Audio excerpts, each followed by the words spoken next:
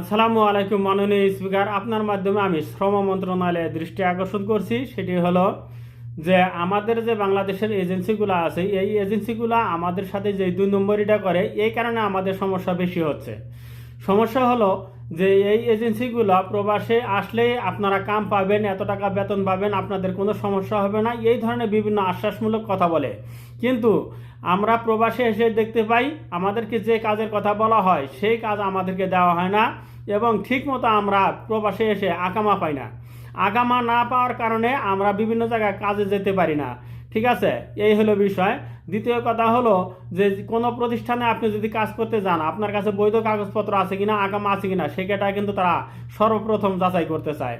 তো আমাদের কাছে আকামা না থাকার কারণে আমরা ঠিকমতো কাজ পাচ্ছি না, এবং আমাদেরকে আকামা না দেওয়ার কারণে আমরা অবৈধ হয়ে যাচ্ছি, এবং অবৈধ হয়ে যাওয়ার কারণে আমরা ঠিকমতো কাজ করতে পারছি না। আর ঠিকমতো না কাজ করতে পারলে আমরা কিভাবে টাকা পাঠাবো বাংলাদেশে?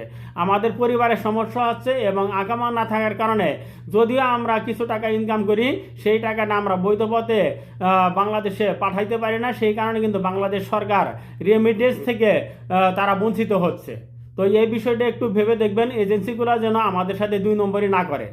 তারা যেন যেই কথা বলবে সেই কাজ যেন আমাদেরকে দেয়। ধন্যবাদ আপনাকে।